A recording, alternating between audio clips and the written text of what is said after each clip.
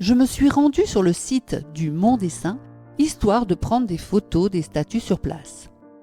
Mais à peine arrivée, je m'aperçois que la statue de Saint Clément est par terre, face contre terre, le visage dans la boue. Un vrai spectacle de désolation.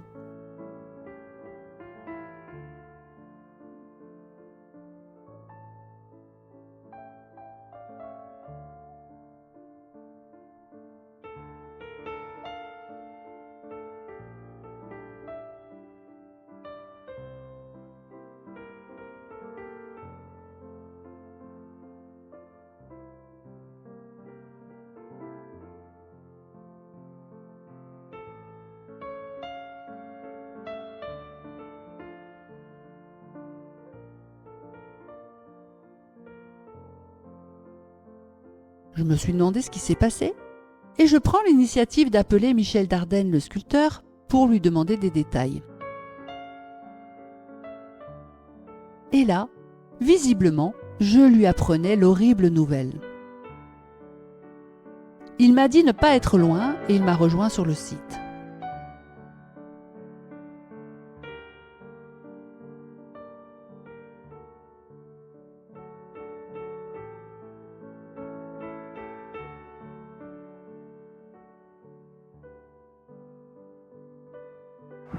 Michel, quel désastre cette statue qui se retrouve par terre. Alors, Bonjour Laurence, écoute, là c'est la goutte d'eau, on peut le dire malgré tout cette eau qu'il y a par terre. C'est la goutte d'eau cette fois-ci, ça fait quand même 5e fois que les deux sont vandalisés. Je trouve ça scandaleux de la part de ceux qui s'en prennent à ça.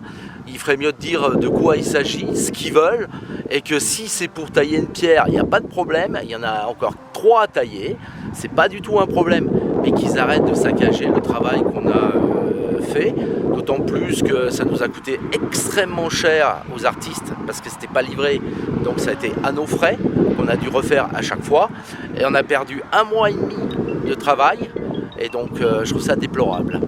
Alors donc, je souhaiterais qu'on en reste là, cette fois-ci, parce que voir une pièce de cette qualité par terre, je trouve ça dramatique. oui, tu es sûr que c'est du vandalisme? Oui, elle n'a pas pu tomber tout seule, elle est beaucoup trop lourde. Elle ne peut pas tomber toute seule? Non, absolument. Merci, on espère qu'on va tirer au clair cette affaire. Hein. Merci Laurence. Alors, vandalisme ou pas? Saint Clément serait-il tombé tout seul? À suivre.